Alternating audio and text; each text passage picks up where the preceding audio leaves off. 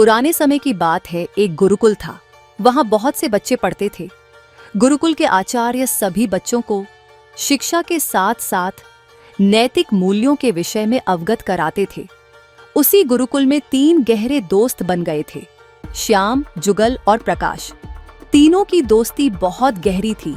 पूरे गुरुकुल में उनकी दोस्ती के किस्से मशहूर थे। गुरुजी भी उनकी दोस्ती से बहुत प्रभावित थे। तीनों एक साथ रहते थे, एक साथ अध्ययन करते थे, एक साथ खाना खाते थे। उसी गुरुकुल में एक राजकुमार भी पढ़ता था। राजकुमार अपने घमंड में रहता था। वह तीनों को बहुत नीचा समझता था। एक बार आचार्य जी ने सभी विद्यार्थियों को बुलाया और सभी को एक छोटे से पहाड़ के पास ले गए। उसके बाद उन्होंने कहा, जो भी विद्यार्थी ऊपर तक चढ़ जाएगा उसे इनाम मिलेगा।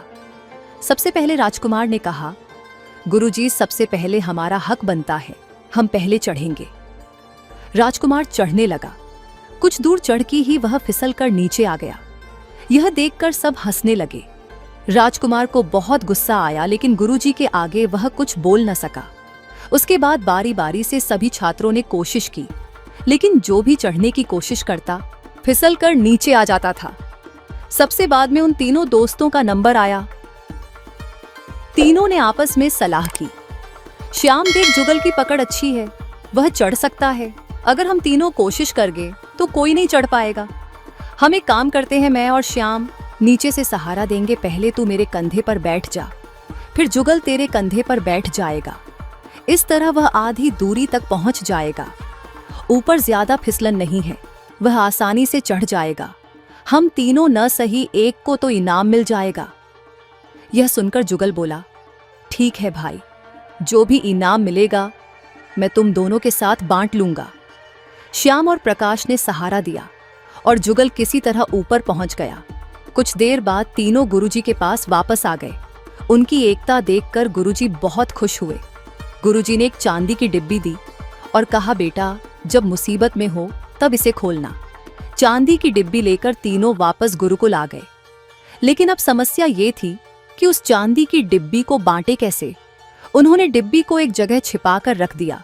उसके बाद श्याम ने कहा, हम तीनों में से जो भी मुसीबत में होगा वह इस डिब्बी को खोलकर देखेगा। इसी तरह कुछ दिन बीत गए। एक दिन तीनों अपने गुरुकुल के अन्य छात्रों के साथ जंगल में जा रहे थे। चांदी की डिब्बी उन्होंने अपनी जेब में रखी हुई थी।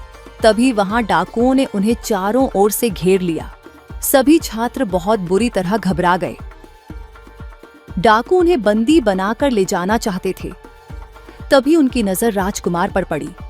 राजकुमार को उन्होंने पकड़ लिया, जिससे वे राजा से मोटी रकम, सोना चांदी लूट सके। बाकी सबको छोड़ दिया। राजकुमार बुरी तरह रो रहा था। कोई भी उसकी मदद करने के लिए नहीं आ रहा था।